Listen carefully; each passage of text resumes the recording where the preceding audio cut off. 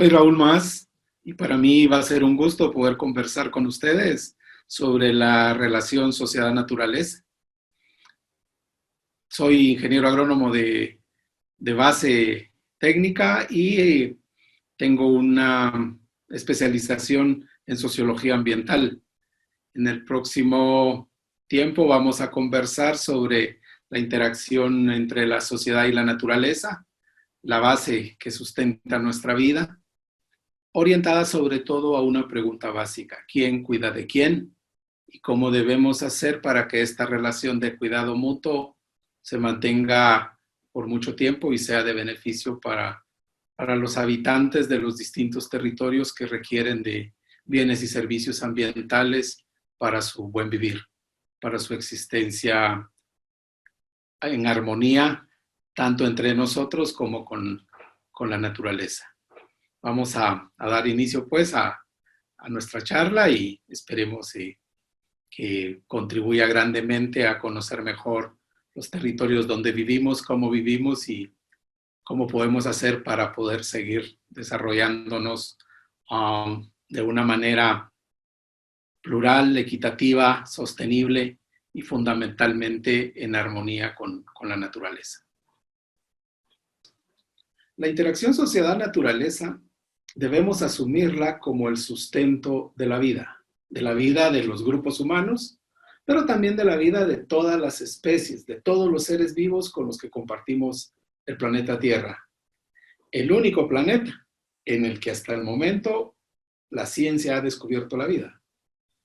Nosotros, como personas, como seres vivos, como sociedad, necesitamos grandemente de los bienes y servicios ambientales, del aire, del agua, de los alimentos, del sustrato sobre el que nos movemos, del sustrato sobre el que hemos construido todo lo que somos, todo lo que hacemos, todo lo que tenemos. Nada viene de otro lado, todo viene de la naturaleza. Y ese es el fundamento del por qué tenemos que pensar en cómo estamos tratando a los bienes y servicios ambientales, cómo estamos tratando a la madre naturaleza, para poder definir hacia dónde vamos como sociedad, hacia dónde tenemos que mirar hacia el futuro, en un entorno que cada vez es más complicado debido a los severos problemas que nuestro propio actuar ha generado sobre la naturaleza, que cada vez está siendo más afectada por nuestras actividades. Pero antes de eso vamos a iniciar con un proceso histórico de cómo hemos ido construyendo nuestra relación sociedad-naturaleza tan importante para nuestro futuro y fundamentalmente para el futuro de las generaciones que vienen atrás de nosotros. La dinámica de crecimiento de los grupos humanos tiene un sustento muy fuerte en la disponibilidad de bienes y servicios ambientales que provienen de la naturaleza. También está muy fuertemente amarrada a las condiciones ambientales que se presentan en los distintos lugares del planeta. Los seres humanos tienen su origen en África, unas tierras muy cálidas, en la parte tropical del mundo, tierras muy húmedas, que tienen una gran diversidad de vida. Esos bienes y servicios ambientales que generan estos ecosistemas tropicales y las condiciones propias de estos mismos ecosistemas generaron las bases para el surgimiento de los grupos humanos. Grupos humanos que hace 200,000 años empezaron a crecer y a hacerse fuertes en el continente africano, aprovechando, como decía, esos bienes y servicios ambientales que genera la naturaleza. Hace 125,000 años los primeros grupos humanos empezaron a salir de África y poco a poco fuimos tomando posesión de todos los ambientes, de todos los ecosistemas que fuimos encontrando en nuestro caminar. Los primeros caminantes llegan a lo que hoy es el territorio guatemalteco hace 12,500 años, 125 siglos. Y estos primeros caminantes dejaron sus huellas, las que han podido ser rastreadas y medidas en el tiempo, en diversos espacios, en la costa sur, y tal vez el más significativo es un hallazgo de un campamento de cazadores en las montañas de San Miguel Totonicapán, en un lugar que se conoce como Los Tapiales. Allí unos cazadores hicieron su campamento, quemaron, es decir, hicieron fuego, dejaron huellas de carbón, dejaron huellas de sus alimentos de esos tiempos. Los encuentran los antropólogos y con eso, pues básicamente pudieron documentarse las primeras presencias humanas en el país. Obviamente estos cazadores eran nómadas, andaban moviéndose en grupos pequeños de un lugar a otro. Sin embargo, algunos grupos dejaron de ser nómadas y se sedentarizaron. Se quedaron a vivir en esos lugares en donde encontraron buenas condiciones ambientales, es decir, un buen clima, agua abundante, materiales para construir sus viviendas, habían plantas alimenticias que poco a poco fueron domesticando. Y esa es la base justamente de esta nueva forma de vivir en grupo. Vivir sedentarizados, territorializarnos, quedarnos y construir nuestro mundo de relaciones en territorios determinados. Una vez cambiamos nuestra manera de ser nómadas a una nueva forma de convivencia social colectiva, también cambiaron las formas de conducta de estos grupos. Ya no era nada más tener lo mínimo para poder viajar constantemente, sino empezamos a acumular, empezamos a quedarnos con ciertas cosas, con ciertos bienes. Cambiaron nuestras relaciones de convivencia, cambiaron nuestras relaciones de poder, cambiaron nuestras relaciones de producir, de buscar los alimentos, de negociar y transar estos alimentos. El entorno natural nos generó las bases. La naturaleza nos generó las bases para que nos pudiéramos quedar, para que nos pudiéramos sedentarizar. Ya sedentarizados, cambiamos nuestras relaciones sociales, cambiamos nuestras relaciones de poder.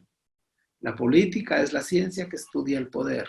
Al cambiar las relaciones de poder, también surgen nuevas relaciones políticas. Al domesticar las plantas, al domesticar los animales, al empezar a producir bienes que necesitaban otros grupos, como por ejemplo flechas, arcos, canastos, ollas de barro, encontrar minas de sal, pues eso de alguna manera también fue generando mecanismos de producción, de distribución y de consumo, y fundamentalmente de transacción. Una vez nos sedentarizamos, empezamos a generar una nueva cultura, nuevas historias, nuevas tradiciones. Cambiaron nuestras maneras de honrar, por ejemplo, a nuestros muertos. Cambiaron la manera de domesticar y de almacenar los alimentos. Cambiaron nuestras maneras de vestirnos. Cambiaron nuestras maneras de acumular. Esa historia, esa cultura, esa tradición asociada a las relaciones económicas, a las relaciones de poder, a las relaciones sociales, pero fundamentalmente a las relaciones con el entorno natural, han generado un sistema muy complejo a lo largo de 125 siglos que se manifiesta en nuestra identidad. Una identidad fuertemente amarrada a nuestra territorialidad, al territorio al que pertenecemos. ¿De dónde somos? Tiene mucho que ver de dónde vinieron nuestros padres y nuestros abuelos. ¿De dónde somos? ¿En dónde estamos? ¿Por qué estamos ahí? ¿Y por qué queremos seguir estando allí? Está muy vinculado a esta larga relación, a esta larga cadena de transformaciones sociales muy vinculadas al entorno natural. Hoy, por ejemplo, las relaciones económico-productivas en nuestros territorios están basadas en los días de plaza, ahí donde se dan los intercambios de bienes entre grupos sociales. En términos académicos, pues son los flujos y mercados, los circuitos productivos, los encadenamientos, los clústeres, etcétera, etcétera. Pero en su esencia son procesos de producción, de distribución, de circulación y de consumo. Las relaciones político-institucionales están muy marcadas por la división política administrativa vigente en el país. Departamentos, municipios, barrios, cantones, parajes, caseríos, aldeas, son parte de esa manera en la que también se dan las dinámicas de poder, muchas de ellas con esencias ancestrales de largo tiempo. La manera en la que están distribuidas las poblaciones en el espacio, es decir, por qué los pueblos están donde están, tiene que ver con las relaciones sociales, tiene que ver con las redes sociales. Redes sociales asumidas como el tejido vivo, el tejido comunitario que mantiene vivas a las sociedades. No Facebook, no Twitter, porque esas son redes virtuales. Las redes sociales de a de veras, las de solidaridad, las de apoyo mutuo, esas que mantienen vivas las dinámicas, la cultura y la historia y la tradición de las comunidades, también tienen un valor fundamental en la identidad y en la territorialidad. Y sobre eso, es decir, al revés, y en la base de todo esto están los bienes y servicios que genera la naturaleza. Todo lo que necesitamos para vivir, todo lo que tenemos y todo lo que somos viene de esa naturaleza.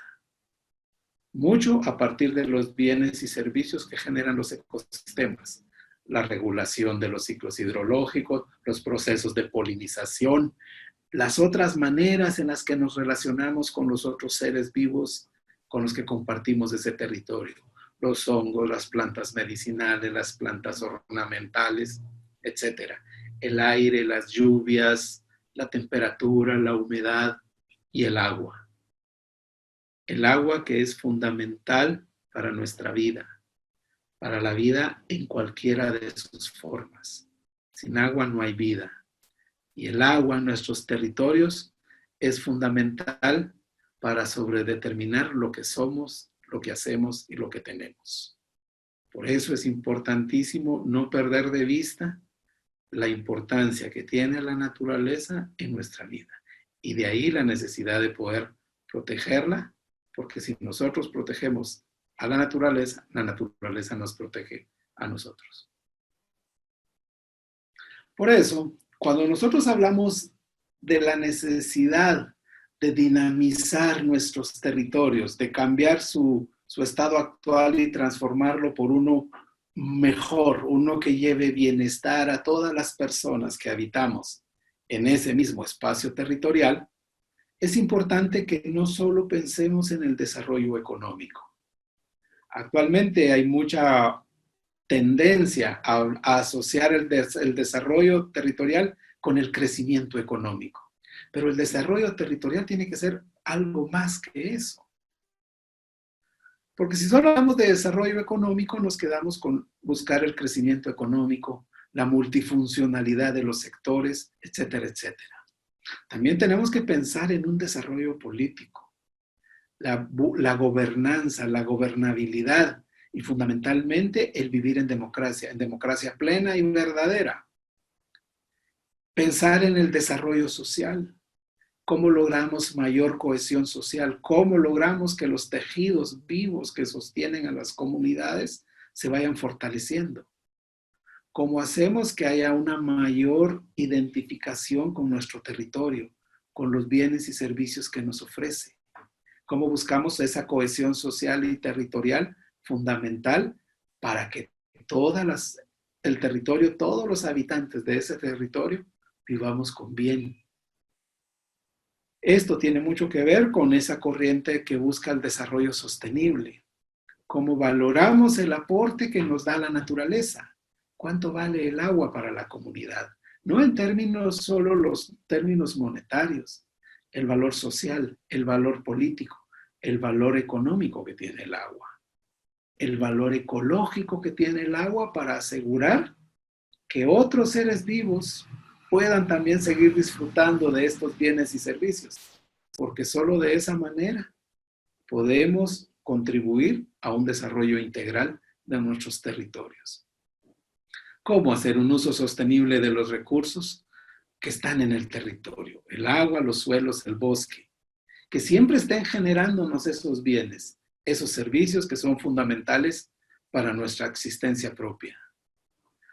El desarrollo cultural, el reconocimiento de cómo somos, de por qué somos así y por qué somos nosotros los que tenemos que decidir el futuro de nuestros territorios. La defensa de la identidad. Entonces, cuando hablamos de desarrollo, tenemos que ver algunas de las muchas caras que este desarrollo tiene. Y es por eso que no solo tenemos que pensar en el desarrollo económico, el desarrollo cultural, el reconocimiento, que se nos reconozca cómo somos, cómo pensamos, cómo actuamos, y que se valore como tal, dada su existencia propia.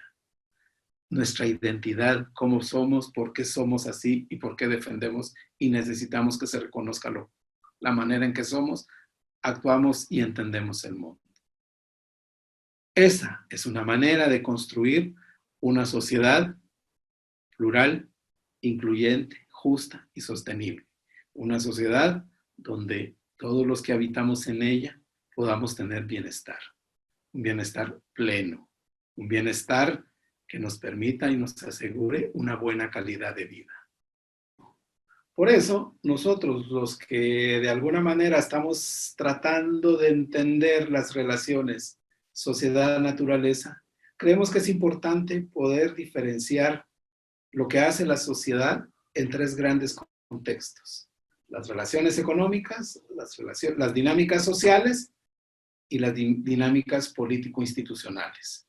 Porque de esa manera nosotros le podemos dar un abordaje de sistema. Un sistema que es un modelo que nos ayuda a entender la importancia de la interacción sociedad-naturaleza para un grupo tan especial como lo es la sociedad guatemalteca. Como decía, para poder entender esa estrecha relación que existe entre sociedad y naturaleza, nosotros lo que hacemos es verlo como un sistema. Al verlo como sistema podemos entender cómo se dan esas relaciones entre cuatro componentes: la naturaleza, la sociedad, la economía y las institucionalidades. Verlo como sistema nos permite también plantearlo desde sus límites. El sistema guatemalteco tiene sus límites: al norte con México, al sur con el Océano Pacífico, al este con México y al oeste con Belice, Honduras y El Salvador. Es decir, podemos diferenciar claramente los límites de nuestro país. Nuestro país tiene entradas y tiene salidas. Una de las entradas fundamentales, por ejemplo, es la lluvia. Sin la lluvia, los sistemas naturales tendrían otra manera de comportarse. Las salidas, yo pondría, por ejemplo, la migración. Guatemala es un país donde hay mucha migración. Entonces, uno de los elementos de salida del sistema país es la migración. También están los productos agroindustriales que exportamos: café, azúcar, aceite de palma, etc. Y dentro de los ingresos, pues, está todo lo que importamos, desde agujas de coser hasta computadoras, antenas parabólicas, vehículos, medicinas. Bueno, prácticamente somos un país que tiene muchas necesidades y la mayor parte de ellas las suplimos con las importaciones. Adentro del país, es decir, en esta parte gris, donde se dan todas nuestras dinámicas sociales, económicas, políticas, hay un contexto natural que es el que genera los bienes y servicios que necesita la sociedad. Por eso ven una flecha que sale de lo natural hacia lo social. La sociedad, es decir, todos nosotros necesitamos elementos básicos. Aire para respirar, agua para consumo humano. Pero también la, la naturaleza brinda bienes y servicios ambientales para la economía, para la producción, para el consumo.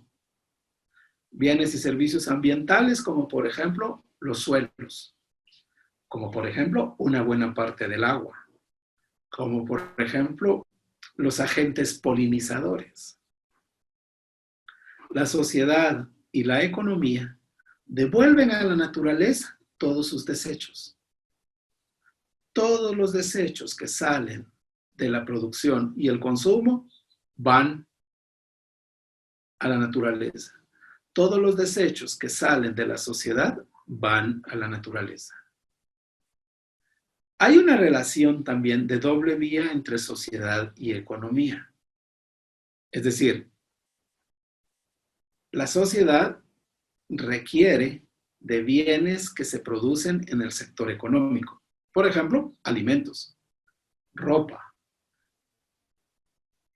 energía eléctrica, algunos servicios como los servicios bancarios, algunos bienes como por ejemplo la telefonía, la electricidad, que también van a la sociedad. La sociedad, por su parte, aporta a la economía mano de obra. Sin la sociedad, la economía no se puede sostener, necesita de mano de obra. La economía retribuye a la sociedad los salarios. Y con esos salarios, la sociedad puede consumir los bienes que genera la economía. Hay ahí otra relación muy estrecha de producción y consumo, de oferta y demanda.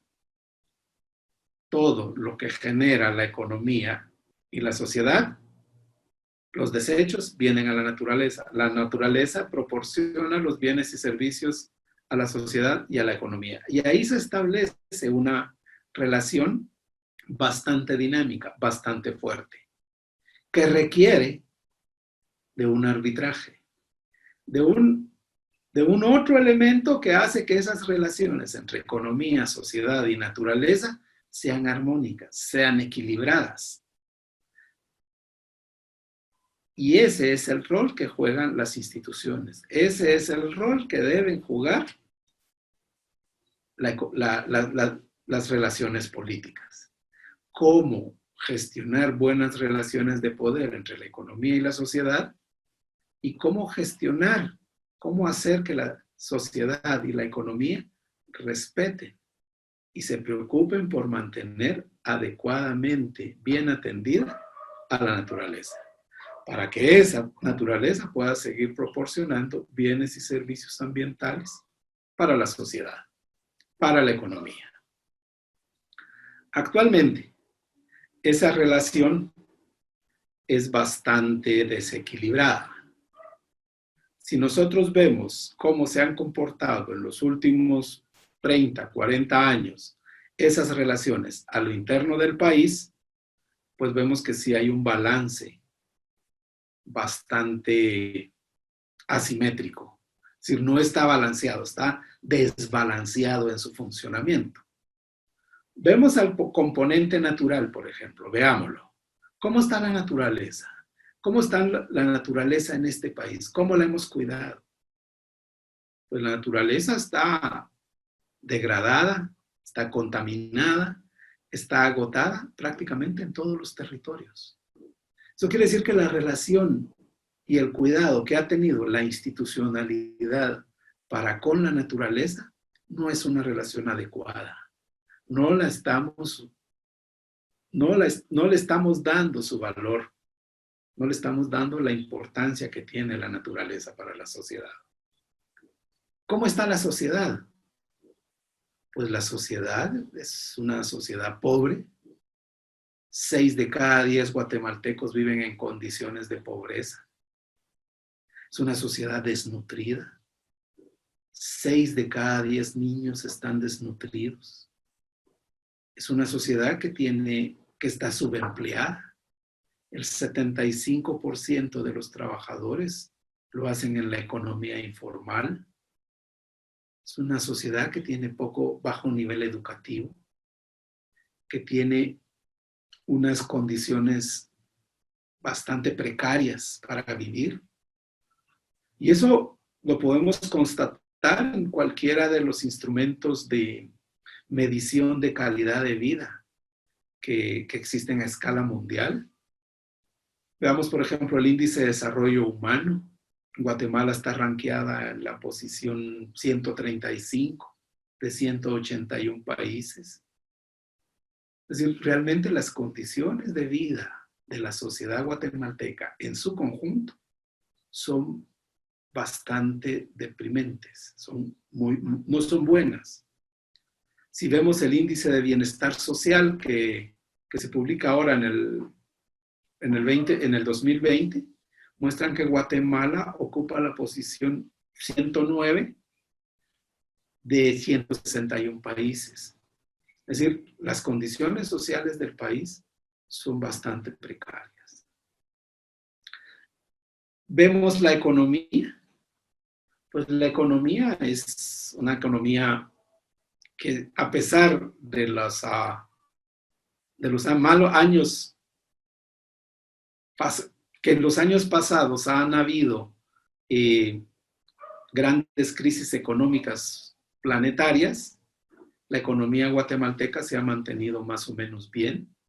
Ha tenido en los últimos 15 años un crecimiento del 3.5% anual. Eso quiere decir que, a pesar de las crisis globales, la economía guatemalteca ha tenido crecimientos positivos. Bastante bajos, sí, pero al final de cuentas positivos. Y eso quiere decir que la economía guatemalteca está bien. Ahora, ¿a costa de qué? Pues, como hemos visto, del bienestar social y del bienestar del componente natural. Componente natural, como lo he dicho, degradado, contaminado, agotado, una sociedad pobre y una economía creciente. Ahora, ¿cuál es el rol que han jugado las instituciones? Que, como había dicho anteriormente, son las encargadas de mostrar ese balance en el funcionamiento del sistema.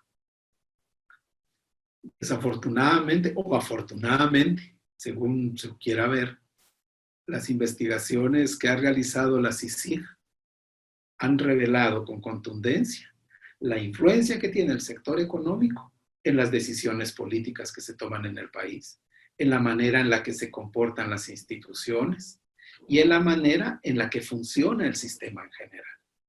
La economía está bien, toda la parte institucional, pues lo podemos ver fácilmente, está podrida por la corrupción, está siendo administrada por personas que no son idóneas, es decir, por personas que no tienen capacidad para administrar adecuadamente las instituciones del país.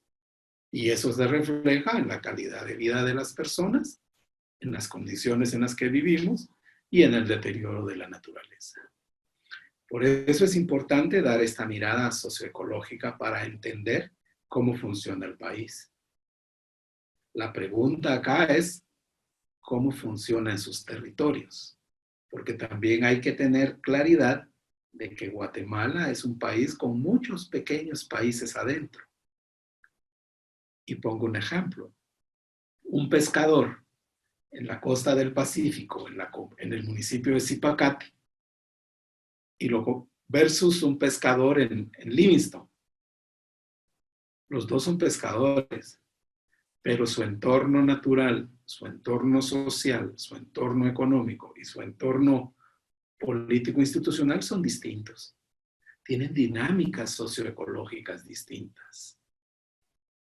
Un vaquero en Chiquimula o Jutiapa es un vaquero muy distinto a la vaquería que se realiza en la región Huista, en Huehuetenango, o un maderero de Chimaltenango comparado con un maderero de Petén. Hay muchos sistemas socioecológicos en el país.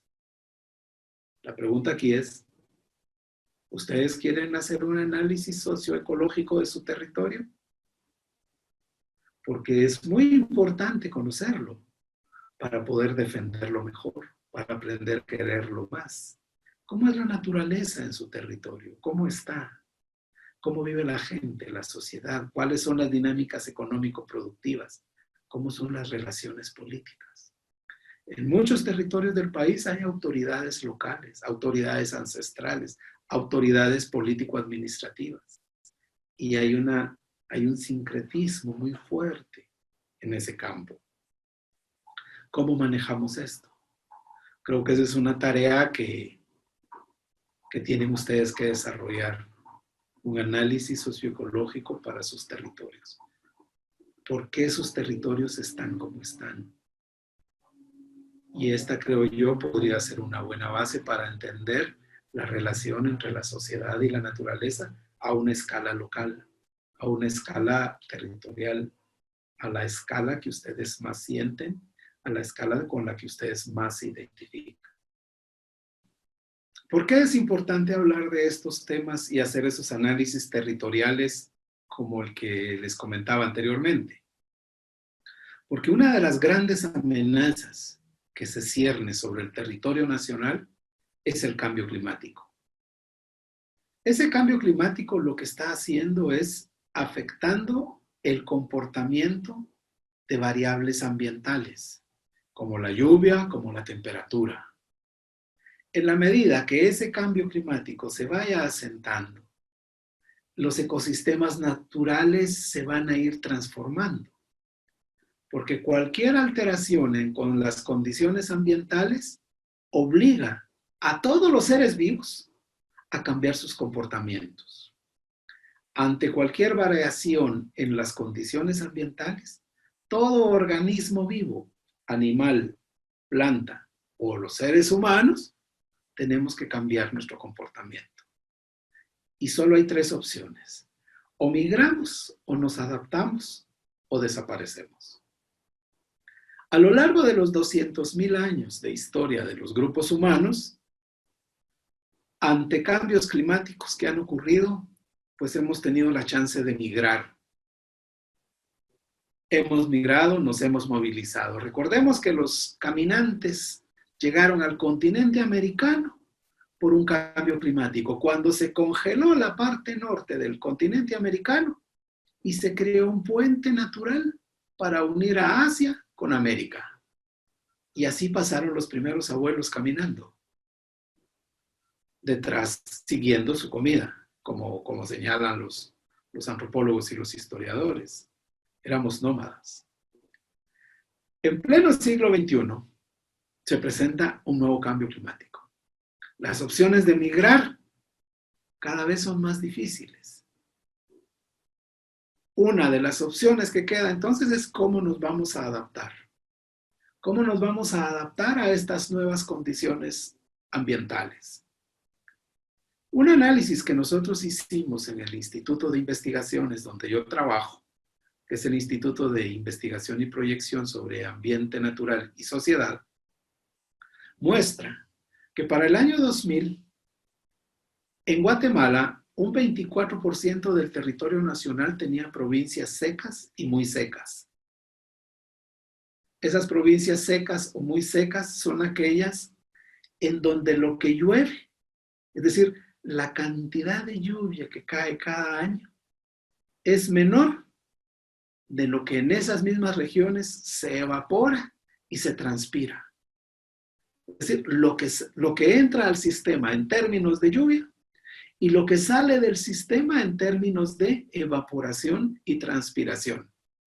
El agua se evapora, los organismos vivos transpiramos.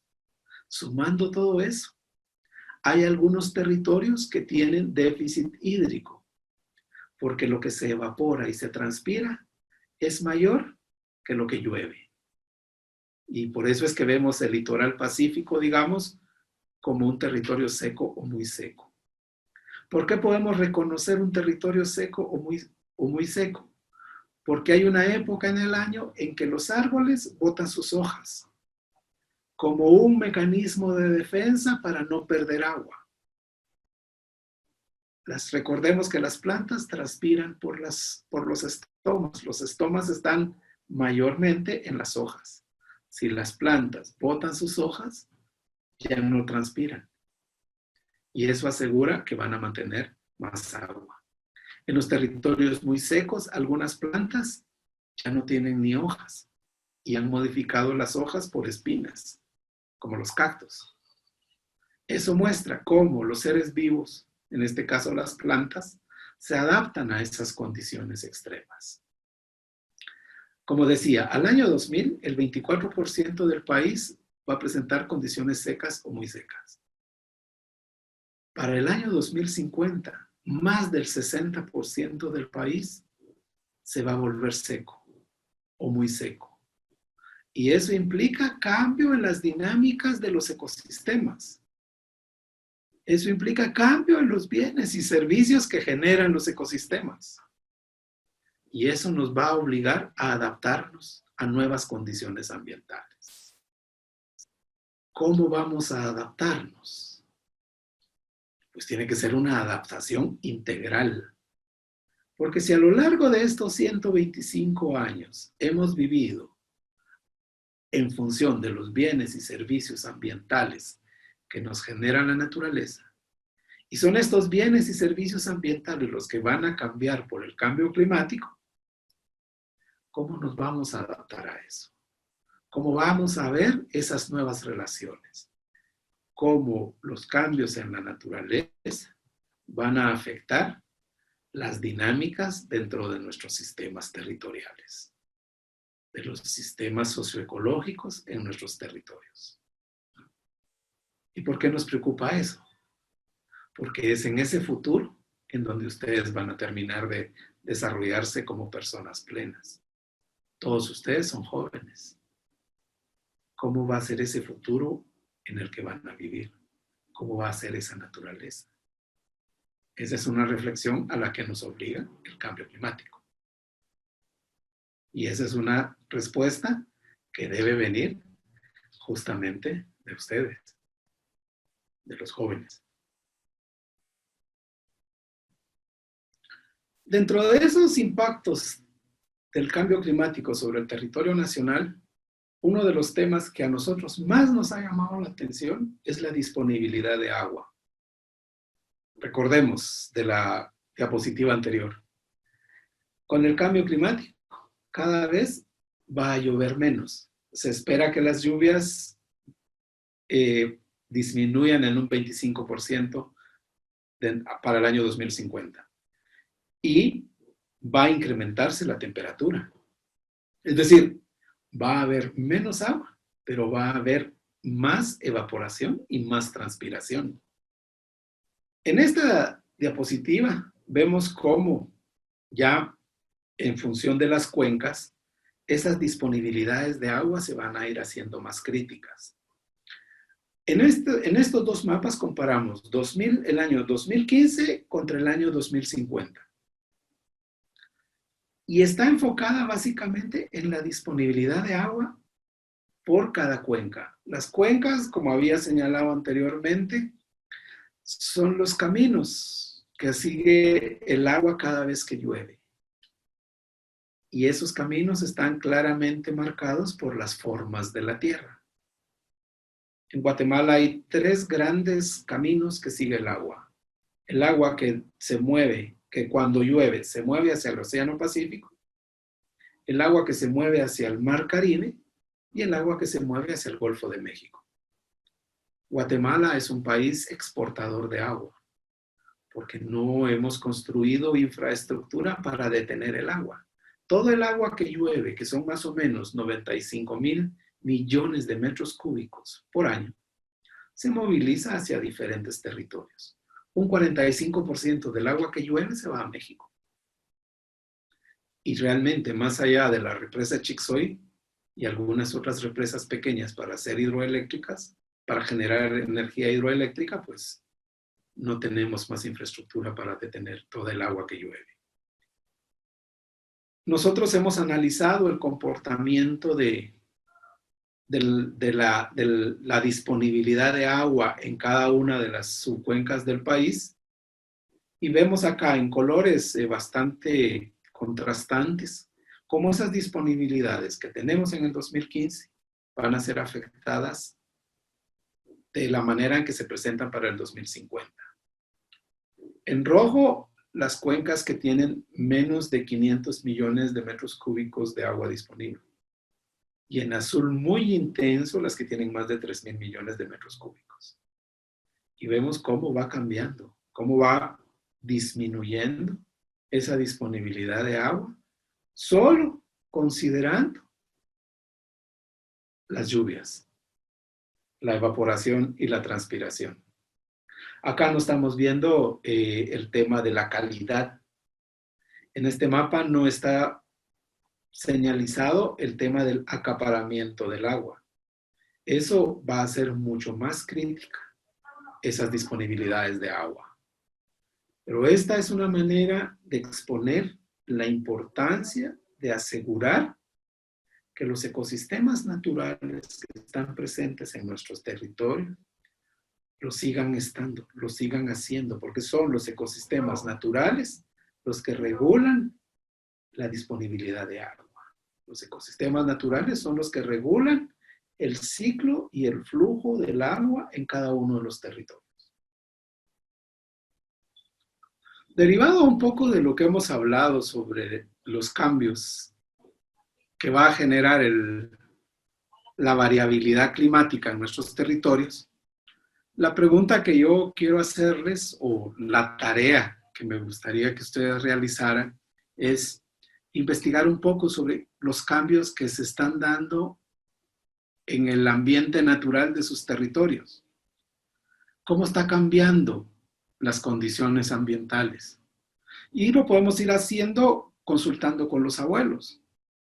¿Cómo llovía antes? ¿Cómo llueve ahora? ¿Cómo era la temperatura antes? ¿Cómo es la temperatura ahora?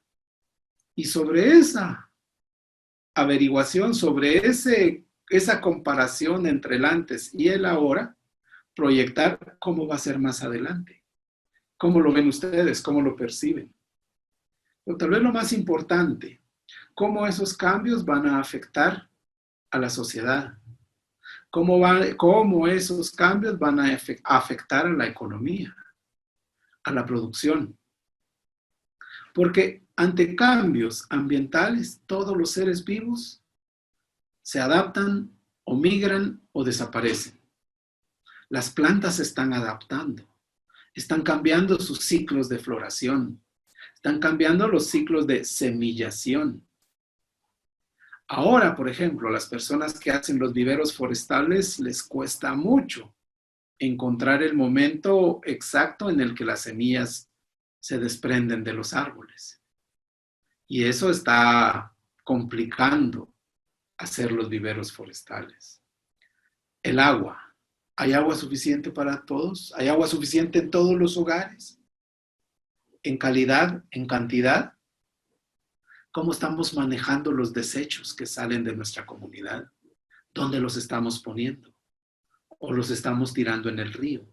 ¿Y cómo eso afecta a otras comunidades que viven río abajo? En la producción, ¿están apareciendo nuevas plagas? ¿Hay nuevas enfermedades? ¿Qué tanto está afectando esto nuestra capacidad de producir alimentos? Nuestra capacidad de producir los productos que llevamos a los mercados. ¿Cómo se están dando estas relaciones? Eso es lo que toca ahora averiguar, preguntar, explorar. Porque si logramos saber cómo se están dando los cambios, podemos proyectar qué podemos esperar de esos cambios.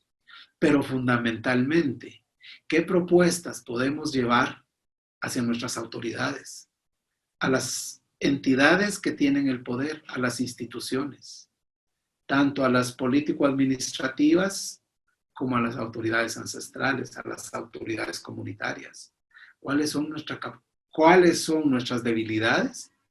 ¿Cuáles son nuestras amenazas por el cambio climático? Y cómo plantearlas para lograr justamente lo que hemos conversado anteriormente, un buen desarrollo territorial. ¿Qué tenemos que hacer? Vayamos, conozcamos, preguntemos y elaboremos propuestas. porque lo que está pasando en la naturaleza no lo podemos parar.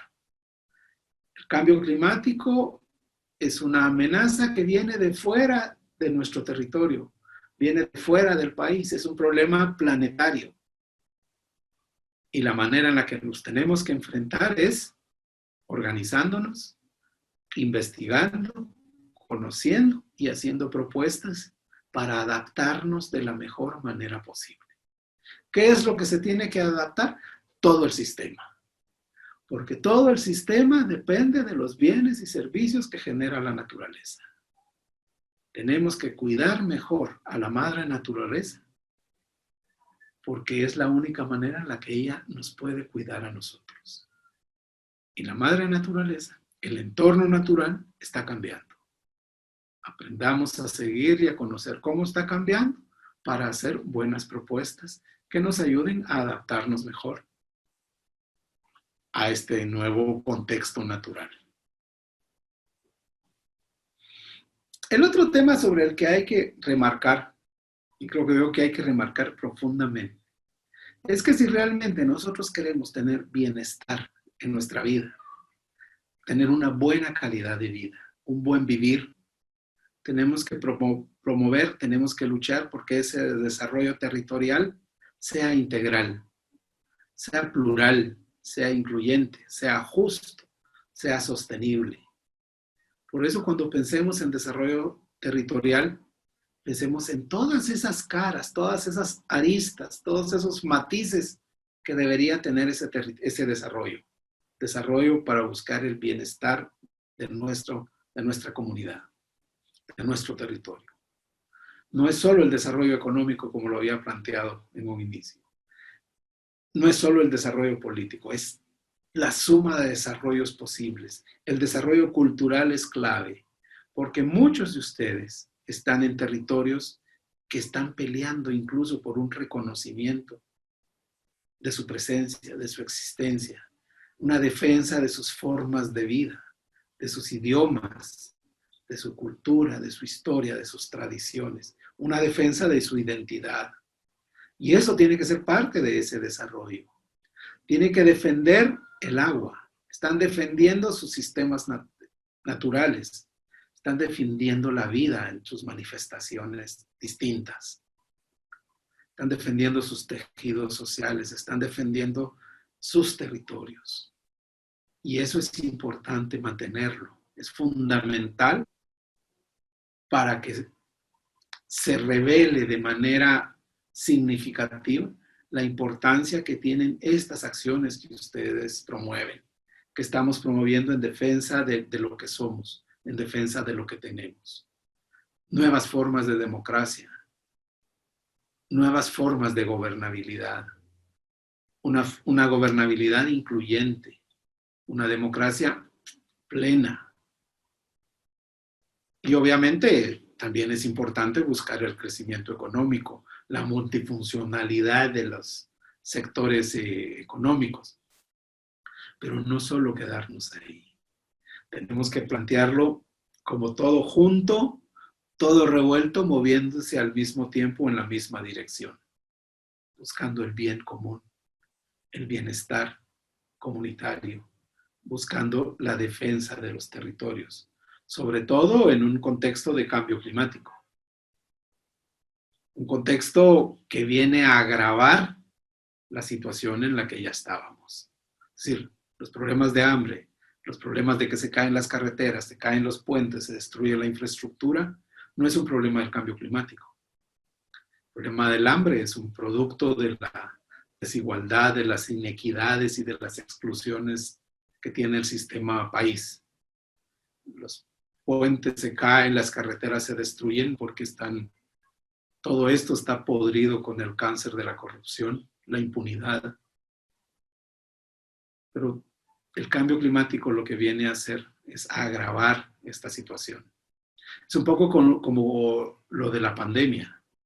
El COVID-19 vino a mostrar con mayor contundencia, con mayor claridad, lo mal que está el sistema de salud, lo mal que está el sistema de educación, lo mal que están las estructuras de gobierno que no son capaces de responder a los problemas que plantea el virus, a los problemas que plantea el desarrollo, a los problemas que plantea la necesidad de transformar nuestra sociedad, de hacerla una sociedad más justa, más plural, más incluyente, más sostenible. El cambio climático solo viene también a ayudarnos a entender la necesidad de trabajar juntos en la búsqueda de un mejor vivir, de un buen vivir, pero pleno, de un buen vivir para todas, para todos, pero fundamentalmente la construcción de un buen lugar para que puedan vivir ustedes durante los próximos 30, 50 años, en el lugar donde van a vivir sus hijos y los hijos de sus hijos. Y ese creo que es el reto, pero esa construcción tiene que venir desde abajo, desde ustedes, desde la comunidad. Va a ser muy difícil que pueda venir desde los estamentos políticos superiores, el Congreso, las Cortes o el sistema de gobierno, el gobierno ejecutivo. Están pensando en otras cosas. Donde realmente tenemos que empezar a pensar, analizar y hacer propuestas de cambio es desde abajo, desde donde nosotros vivimos, desde nuestros territorios. A lo largo de los años que hemos nosotros investigado esta interacción sociedad-naturaleza, desde el instituto donde yo trabajo, pues hemos realizado algunos análisis sobre dinámicas territoriales. En un momento determinado logramos identificar 10 territorios grandes que configuran el país, pero esto hay que explorarlo mucho más, hay que meterse más adentro de cada uno de esos territorios. Somos muy heterogéneos, somos muy diversos, hay muchos sistemas societales que presenta el país. Somos un país con muchos pequeños países adentro. Y en estos espacios, pues es muy difícil encontrar territorios que sean puros. Tienen muchos traslapes, tienen muchos límites muy difusos, pero fundamentalmente también tienen muchas tensiones adentro. Adentro de cada territorio nada es fácil, como nunca lo ha sido. Lo importante es poder identificar esas tensiones, esos lugares donde pueden haber conflictos, para buscar maneras de resolverlos. Muchas de esas tensiones son históricas. Muchas de esas tensiones, muchos de esos conflictos tienen raíces en despojos, tienen raíces en una mala gestión de los bienes y servicios naturales. Hay muchas dinámicas políticas, hay muchas dinámicas culturales que también tienen que ser analizadas y abordadas desde los que viven directamente en cada territorio. Ese es un reto que todavía está pendiente. Esa es una mirada que tiene que construirse desde abajo, porque al final de cuentas son quienes viven en territorio quienes más sienten los problemas que están enfrentando. El reto es que sean ustedes quienes, después de todo este proceso de formación, vayan encontrando esas nuevas formas, esas nuevas miradas, esos mecanismos que tienen que irse cambiando para lograr un buen vivir, una plena realización de su vida, de su historia, de su cultura, de sus costumbres. Una buena realización y un buen empalme con este nuevo mundo, esta nueva realidad a la que nos estamos enfrentando y que es una realidad que está en proceso de construcción. Este es un buen momento para empezar y el reto y todo el camino por andar está en sus manos. Les deseo todo lo mejor y les agradezco grandemente por la oportunidad de haber compartido con ustedes un poco de la manera en la que vemos, comprendemos y analizamos el mundo. Que estén bien y cuidémonos mucho, porque son tiempos en que tenemos que hacerlo con más sensatez. Un abrazo.